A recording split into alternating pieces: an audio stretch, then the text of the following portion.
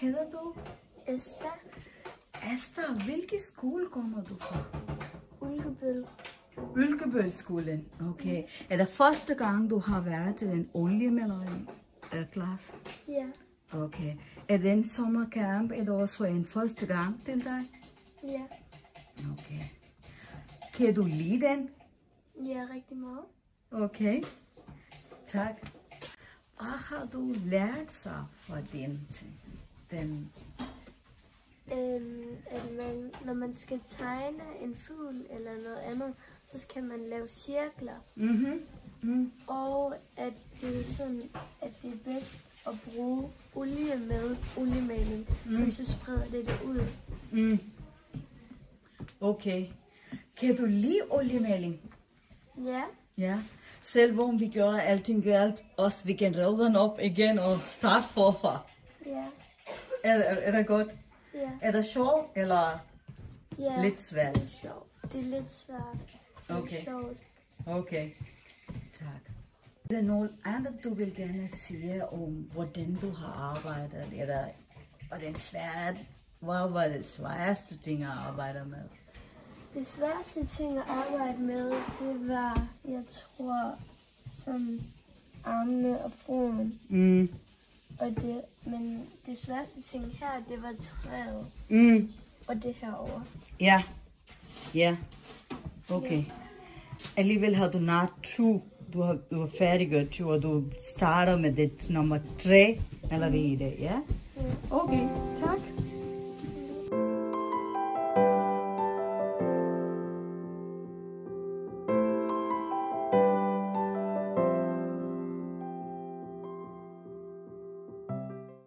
Hi, welcome. Hello. Your name, please? My name is Laura. Laura, where are you coming from? From Germany. All the way from Germany. How did you come to know about this? From my grandmother.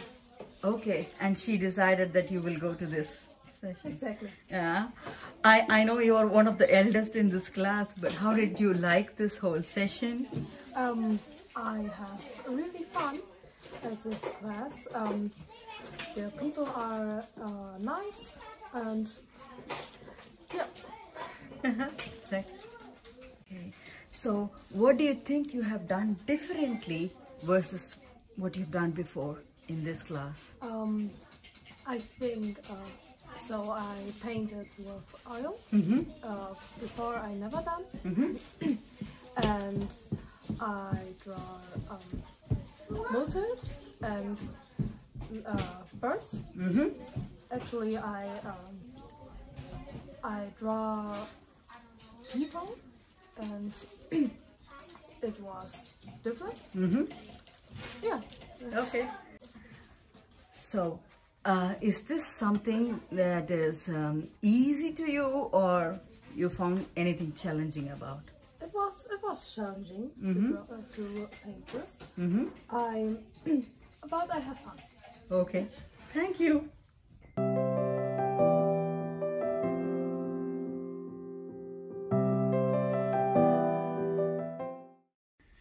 Yes. Welcome. Tak. Hvad hedder du? Marie. Maria, er det første gang, du har været til en oliemaling-klasse, eller Ja. sommercamp? Ja, hvor man maler sig, ja. Yes. Okay. Hvilken skole kommer du fra? Tyske skole tidligere. Okay. Okay. Så hvordan fik du viden om den klasse her, sommercamp her? Min mor, hun fandt den på Facebook, tror jeg. Okay, godt. Kan du lide den? Ja. Ja. Du har meldt 2 allerede og er i gang med den tredje. Kan du fortælle, hvilke områder var det sværeste at arbejde med? Ved den her var det træerne. Og ved den her var det at lave linjerne rundt om. Ja. Ja.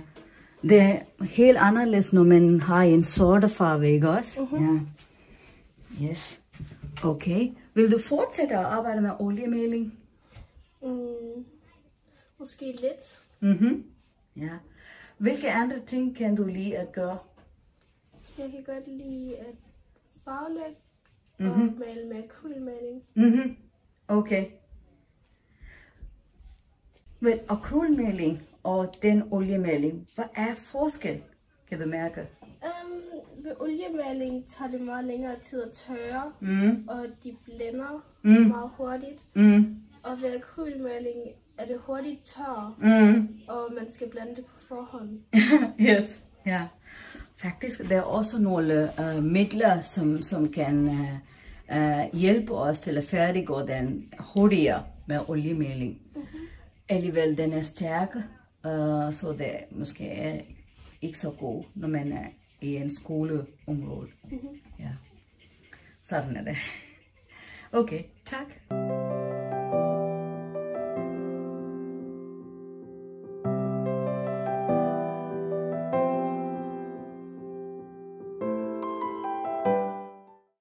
Hej. Hvad hedder du?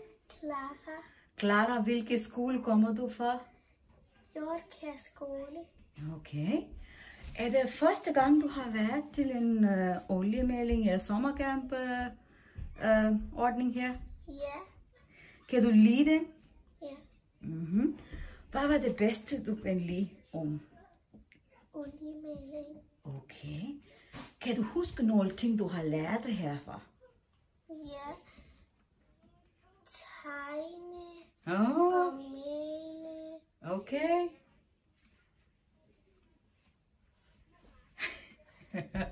Det er fint. Hvad var det rigtig svært ved den her? Tegne. Tegning var rigtig svært, okay.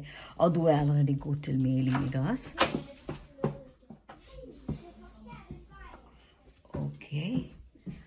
Hvad kan det lide det bedste for den her? Den her. Okay. Godt. Vil du fortsætte med at lave en oliemaling? Ja. Okay. Tak.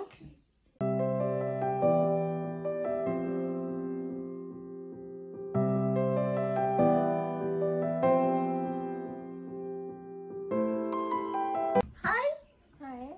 Hvad hedder du? Freja. Freja, hvilken skole kommer du fra? Freja skole. Og hvorhen er det? Tæt ved Møllegade. Møllegade, okay. Er det første gang, du har været her? Kan du lide den sommercamp? Okay. Hvad har du lært så? En anden slags maling og mange forskellige slags måder til at tegne på. Okay. Kan du lide den? Ja. Kan du lide tegning bedste, eller farvelægning bedste? Oliemaling måske, ja. Vi har 3 forskellige ting, vi har gjort, ikke også? Begge dele. Begge dele, okay. Og hvad har du lavet her? Jeg prøvede at lave en vaskebjørn og så et eller andet sådan sted. Okay. Var det svært med olie? Lidt. Det er næsten ligesom normal maling. Og så, hvilke af de 2 var det sværeste at arbejde med? Den der. Det var den der, ja. Ja, den var, jeg synes, du allerede har styr på den, ja? Godt. Er oliemaling nogle ting, du vil gerne fortsætte at lave? Er der nogle ting om oliemaling, du tænker, okay, det er nemmere? Altså, det er, man skal heller ikke bruge så meget ligesom normal maling. Jo. Du har ret i, ja. Yes. Og så man kan række den hele op, den er vådt stadigvæk, så hvis man kan ikke lide noget, kan man bare tegne over det. Ja, godt. Yes. Tak, Freja.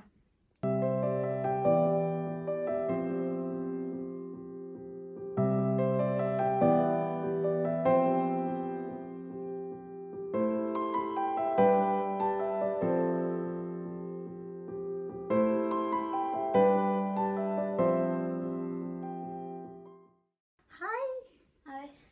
Velkommen til. Tak. Hvad er dit navn? Kiara. Kiara, hvilken skole kommer du fra? Jeg kommer fra Broager skole. Okay, Broager skole. Er det første gang, du har været til sådan en sommercamp? Ja.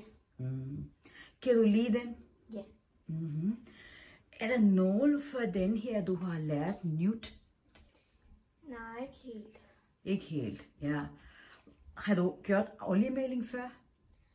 Nej, heller ikke. Så du har lært noget for oliemaling. Er det nemmere ved oliemaling, eller? Ja, det er ret nemt, synes jeg. Altså man kan flytte farverne hele vejen rundt, hvis den er noget galt, ja?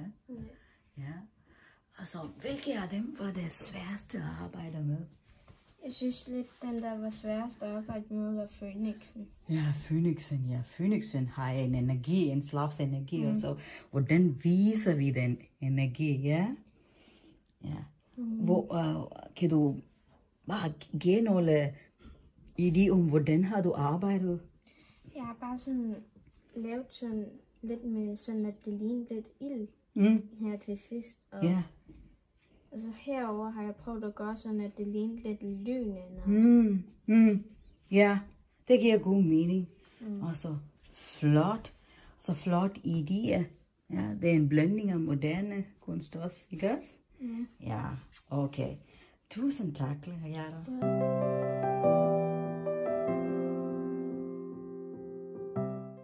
Hej. Hej, Hvad hedder du? jeg hedder Laurits. Laurits, hvilken skole kommer du fra? Dybelskole. Dybelskole. Okay, hvilken klasse er du? Jeg starter i første. Okay. Store drenge. Hvor gammel er du? Jeg er 7. 7 år, okay. Kan man sige, du har lavet 20 malerier her i sommercampen. Kan du lide den? Ja. Var det sjovt her? Okay. Hvad har du lært så? Jeg har lært, at man også skal huske at tegne kanterne. Og at du nok nogle gange kan tegne efter nogle ting. Ja. Var det svært? Lidt. Lidt, ja. Kan du lide at tegne eller male? Ja, det kan jeg godt. Ja, begge dele? Ja. Okay, godt. Hvad var det svært vel at arbejde i dine... Med det her, jeg synes, det var rigtig svært. Med den her at tegne de der træer der. Og Ja. de der grønne prikker der. Ja. Du har lavet prikker? Okay. Sådan laver man en buske, okay. Nu begynder det hele tiden så at blande sig sammen. Det er flot. Kan du lide den? Vil du også tilbage næste år? Det ved jeg ikke helt. Ikke helt. Okay. Og måske din søster også har prøvet noget, hun er 4-årig. Ja? Ja. Super. Okay. Tak, Laurits.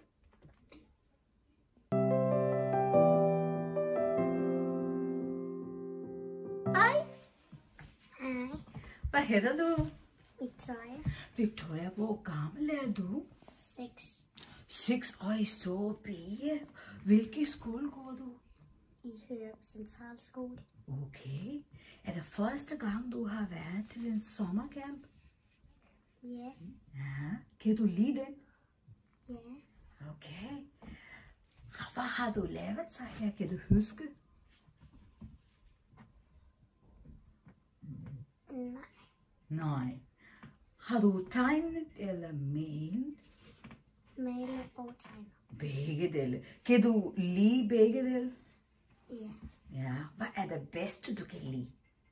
At være kreativ. At være kreativ. Godt. Yes.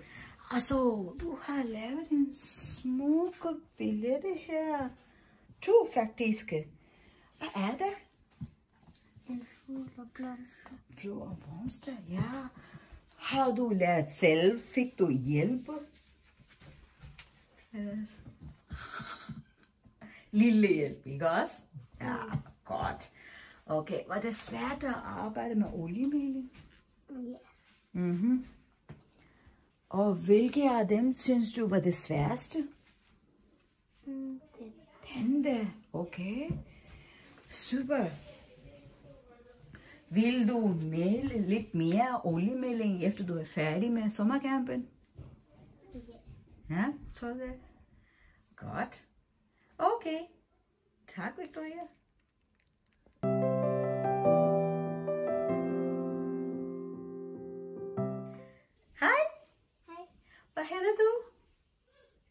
Ja, Emma. Emma? Emma, hvor gammel er du? 6. 6 år. Okay, stor pige. Hvilken skole går du i? Tegnes skole. Okay. Er det første gang, du har været til en sommercamp? Ja. Kan du lide? Ja. Okay, hvad har du lært så? Jeg har lært en masse ting. Jeg har sådan lært noget at stave. Som bil og alt muligt. Godt. Det var sjovt. Godt. Jeg har masser af nye venner, jeg har meget omsorg. Flot. Okay, hvad har du lavet så her? Og så har jeg lavet en kanin, og jeg har lavet en kat. Okay, var det svært at arbejde ved oliemaling? Fik du hjælp? Ja. Ja, godt. Men kan du lide at tegne eller male? Begge dele. Jeg elsker det godt. Godt. Yes. Tak, Emma. Hej. Hej. Hej. Hvad hedder du? Jeg hedder Frederikke. Frederikke. Er det første gang, du har været til en sommercamp sådan her? Okay. Kan du lide den? Ja. Okay. Hvor gammel er du? Jeg er 9 år. Hvilken skole er du fra? Fra Broager skole. Okay, godt. Har du haft nogle venner fra din skole, eller er det her? Eller? Nej. Okay. Så jeg kan se, du har lavet flotte billetter lige her. Okay. Er det oliemaling? Kan du lide oliemaling? Ja. Okay. Har du lavet den før? Nej, det var det første gang, ikke også? Men du er allerede rigtig god til at tegne. Ja? Okay. Flot. Hvilke ting var rigtig svært at arbejde med? Kan du huske noget? Jeg synes, den der var den sværeste. Hvorfor var det? Selvom den ikke tog længst tid. Den var bare lidt svær i forhold til alle farverne og blandinger. Okay. Og så kan du huske nogle ting, du har lært herfra? Jeg husker rigtig dårligt. Ja, det er en udfordring. Men kan du, når du begynder at male noget, kan du tænke at du vil bruge nogle ting lidt anderledes måske? Godt. Tak, Frederikke. Hej. Hej. Hej. Hvem er det? Hvem er det? Hvad hedder du? Marke. Marga, vi kender dig fra sidste år, ikke også? Du er blevet voksen nu. Ja, det er en stor pige nu. Ja. Ja, hvor gammel er du? 7 år. 7 år, okay. Så var det sjovt igen den anden gang? Ja. Hvad kan du lide det bedste? Det er den der. Okay. Hvad har du lavet her? Hvad er den her? Det er en vaskebjørn. Og den her? Det er en fugl. Okay. Er du glad?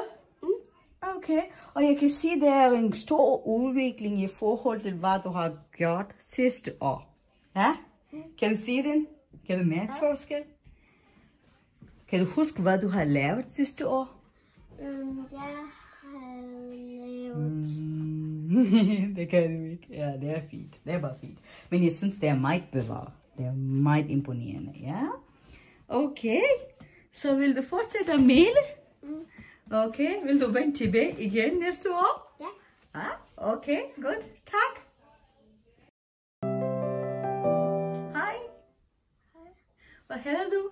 Victoria. Victoria, hvilken skole kommer du fra? Kongehavn. Okay. Er det første gang, du har været til en sommercamp? Kan du lide den? Hvad er det, du har lært? Kan du huske nogle ting, du har lært herfra? Jeg har lært første gang at tegne oliemaling. Godt. Var det god med oliemaling? Ja, var det sjovt? Okay. Og så du har tegnet meget. Kan du huske nogle teknikker, vi har lært her? Nej. Det er fint. Men det er bare super flot maleri, du har lavet. 2 malerier allerede her. Okay, hvad er det så? Det her, det er et rensdyrsrør, og det her... Jeg ved ikke, hvad den hedder. Jeg synes, den er en phoenix, siger man. Nå ja. Ja. Okay, var det svært at arbejde med? Lidt. Hvilke af dem var det sværeste? Den her. Okay. Så hvordan har du løst udfordringer? Hvad? Hvordan har du arbejdet videre? Kan du huske nogle teknikker, du har brugt? Vi tog farverne væk, ikke også? Vi brugte papir til at tage farverne væk, så jeg kunne male. Okay, flot. Jamen, tak, Victoria. Hej. Hvad hedder du? Lea. Lea, hvilke skole kommer du fra? Bibelskolen. Okay. Hvor gammel er du? 10. Okay. Er det første gang, du har været til en sommercamp, eller en camp her? Okay. Kan du lide det? Okay. Hvad er det, du har lært her? At male med oliefarver og lave cirkler. Okay. Og lave den der, hvor den bevæger armene. Armene, så vi har brugt faktisk armen til at farvelægge, ikke også? Det er godt, rigtig godt, flot. Altså, jeg kan se, du har lavet nogle maleri her. Hvad er det? Det er en dyr. Et dyr. Det er Kitty. Kan du lide Kitty? Ja. Og jeg synes, du har også prøvet at hjælpe andre, mens du har lavet maleri. Det var så sødt af dig. Ja. Hvad er det, sværest at lave her? Tror jeg var. Det er noget, sgu. Farve. Ja, blanding af den her. Okay. Jamen, tak, Lea.